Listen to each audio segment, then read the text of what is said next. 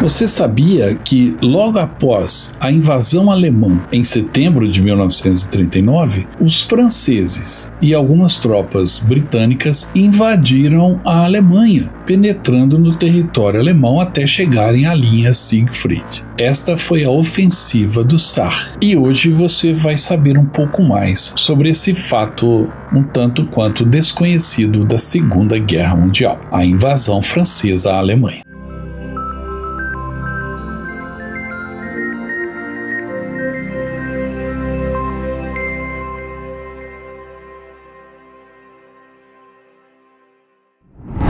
Essa história começa ainda em 1921, quando a França e a Polônia fizeram uma aliança defensiva contra a Alemanha, por meio da Convenção Militar. Mal havia terminado a Primeira Guerra Mundial e o medo de uma nova Alemanha invadindo ou França ou Polônia levou os dois países a fazerem essa aliança. Por meio deste acordo, o exército francês deveria começar os preparativos para uma grande ofensiva 3 dias após o início da mobilização, quando um dos países fosse hipoteticamente invadidos. As forças francesas deveriam efetivamente ganhar controle sobre a área entre a fronteira francesa e a linha Siegfried, sondando as defesas alemãs. Por este plano acordado com os poloneses, no 15º dia, a partir da mobilização do exército francês, ele deveria iniciar um ataque em grande escala à Alemanha. E como havia sido previsto, quando os alemães começaram a concentrar tropas na fronteira com a Polônia, uma mobilização preventiva foi iniciada na França em 26 de agosto. E no dia 1º de setembro, quando os alemães invadiram a Polônia, a mobilização total foi declarada na França. A seguir, no dia 3 de setembro, tanto França quanto Inglaterra declararam guerra à Alemanha, honrando o acordo que haviam feito com a Polônia. Os franceses então seguiram o plano.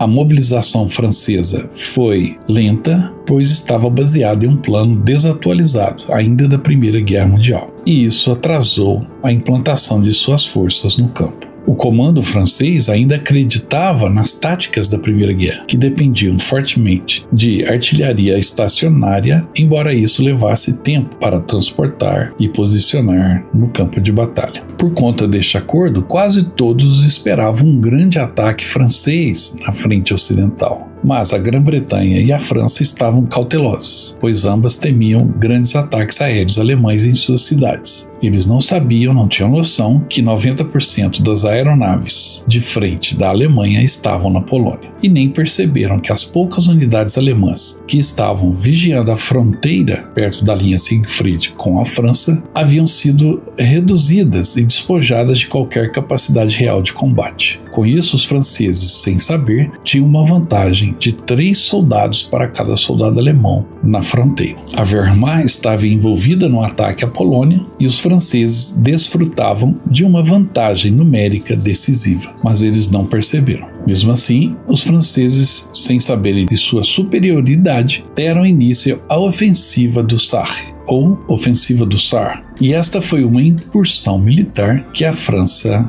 realizou entre os dias 7 e 16 de setembro de 1939, logo após a declaração de guerra aos alemães, em resposta à invasão da Polônia.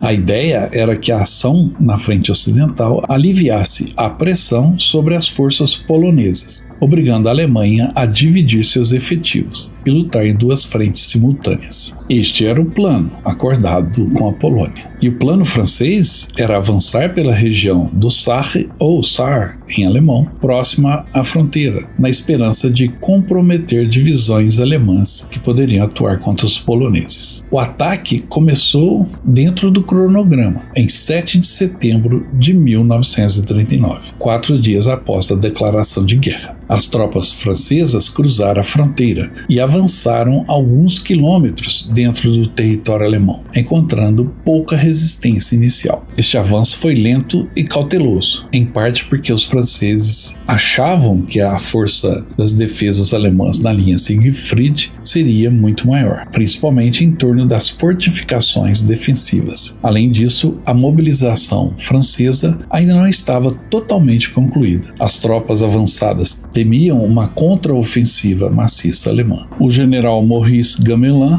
era o comandante-chefe das Forças Armadas Francesas no início da guerra e tinha responsabilidade pela estratégia e condução do avanço na frente ocidental. E o general André Gaston Pretelat comandou o segundo grupo de exércitos que atuou na região do Sarre e na Lorena, supervisionando a ofensiva limitada em direção às posições alemãs. O avanço francês foi essencialmente sobre vilarejos e posições defensivas próximas à fronteira. Quando começou a ofensiva, parte das unidades francesas utilizou a região da cidade de Forbach e Sarreguemines como eixos de penetração em direção ao Sarre. A penetração das tropas francesas em território alemão se deu principalmente em áreas rurais e vilarejos fronteiriços no entorno da floresta de Warnitz e nas proximidades de Saarbrücken, a principal cidade na região e capital do estado do Sarre. O objetivo dos franceses era Saarbrücken, mas não houve ocupação contínua de nenhuma grande cidade alemã. O avanço restringiu-se a algumas localidades de pequeno porte, das quais os franceses se retiraram após poucos dias. Em quase todas as áreas, a resistência alemã inicial foi mínima. Os franceses avançaram cerca de 8 quilômetros dentro do território alemão, mas sem enfrentar batalhas de grande escala. A ideia era ameaçar a linha Siegfried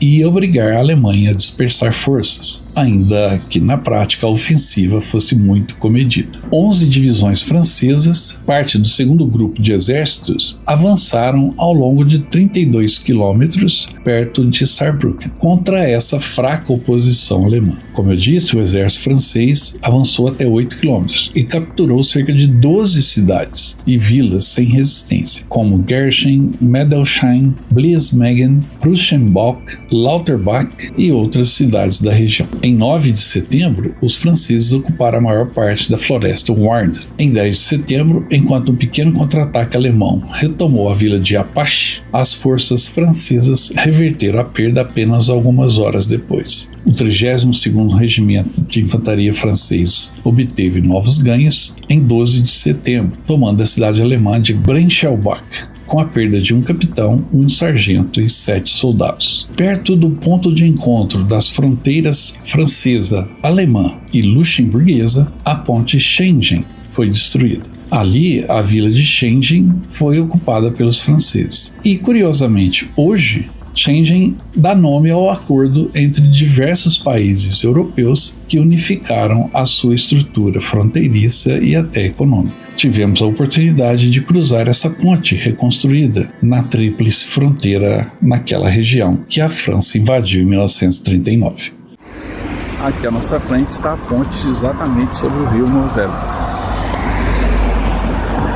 Rio esse que, ao fazer fronteira entre a França e a Alemanha, obviamente ele já foi cruzado várias vezes por vários exércitos nas guerras que aconteceram aqui. Hoje aqui, ao cruzar essa ponte, eu estou exatamente saindo da Alemanha e vou entrar em Luxemburgo.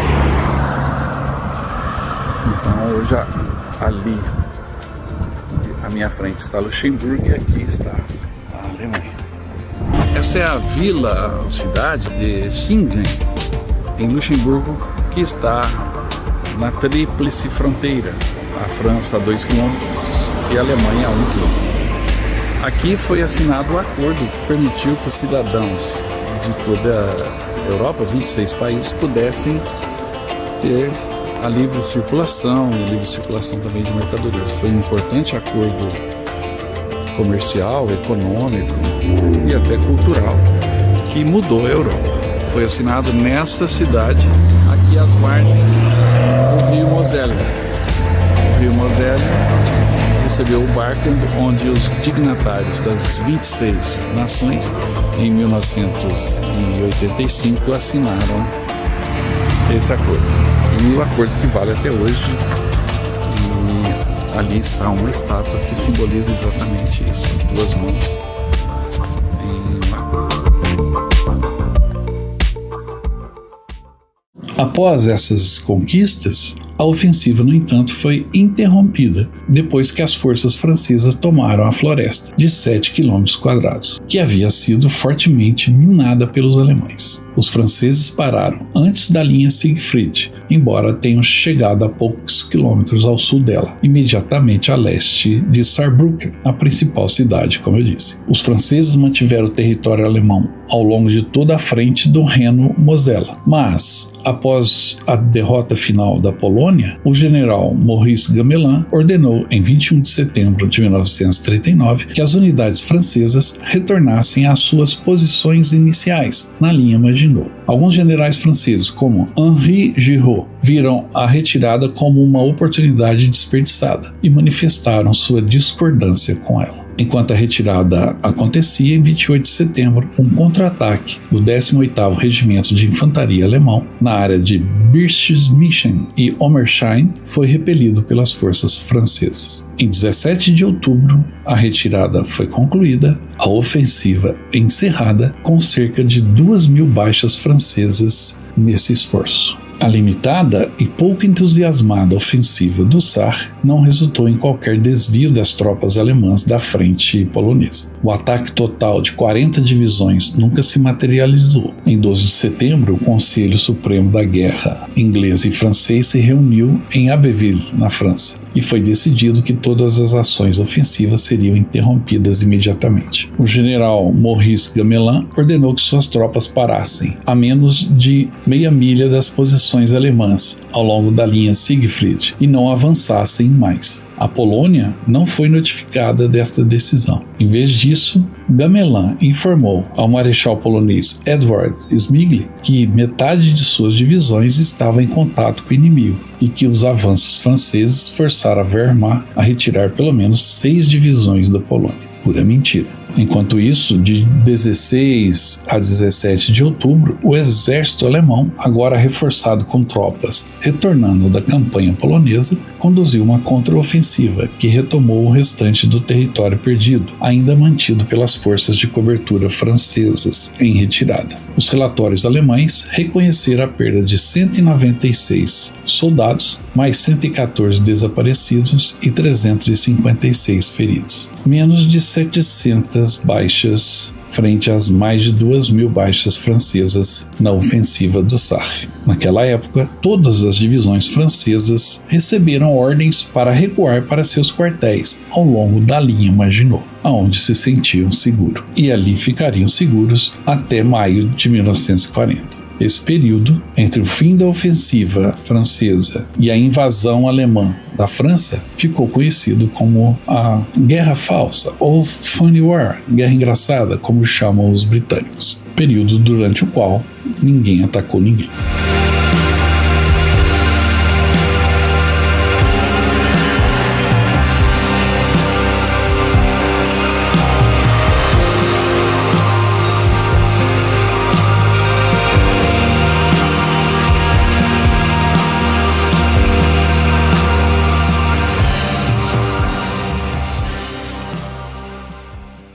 Durante o julgamento de Nuremberg, depois do final da Segunda Guerra, o comandante militar alemão Alfred Jodl disse que só não entramos em colapso já em 1939 apenas por conta do fato de que, durante a nossa campanha contra os poloneses, há cerca de 110 divisões francesas e britânicas no Ocidente foram mantidas completamente inativas contra as 23 divisões alemãs que protegiam a fronteira. O general Siegfried Westphal afirmou que se os franceses tivessem atacado com força total em setembro de 39, o exército alemão só poderia ter resistido durante 1 ou 2 semanas. E essa ineficiência francesa fica claro quando você analisa como eles utilizaram os seus tanques, que eles chamavam de carros de combate. Os tanques franceses eram até superiores aos tanques alemães, que usavam os Panzer I, no máximo Panzer II, enquanto que os franceses tinham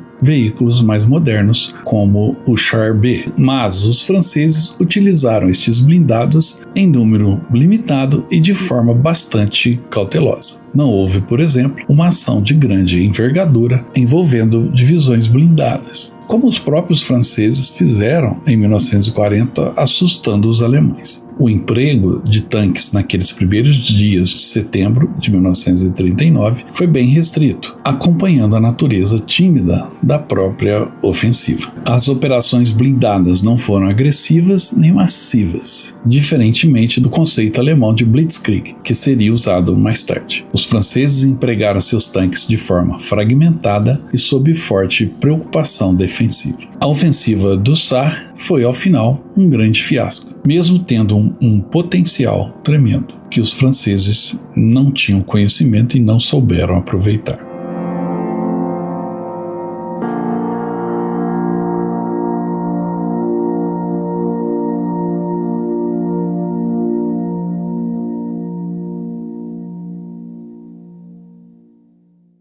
Espero que tenham gostado do vídeo de hoje. Se gostaram, dê um like. Não se esqueça de se inscrever no canal e também de deixar o seu comentário ao final.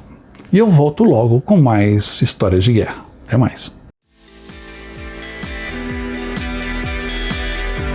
Viu só? Essa aí é a nova camisa da promoção do canal Viagem na História. E olha que belo modelo, com detalhe da nossa homenagem aos 80 anos do fim da Segunda Guerra, o Dia da Vitória. Essa é uma camisa única que você pode adquirir na nossa loja virtual. Entre em contato pelo nosso WhatsApp, eu te encaminho o link da loja virtual do Viagem na História. Você adquire essa belíssima camisa comemorativa do final da Segunda Guerra Mundial. E tem mais, adquirindo a camisa, você vai ganhar um cupom que vai te dar um número para um sorteio pela Loteria Federal de um pacote de viagens do Viagem na História. Ou seja, você vai poder ir conosco para a Europa visitar os campos de batalha mais famosos da Europa, ok? Entre em contato, garanta a sua camisa e boa sorte!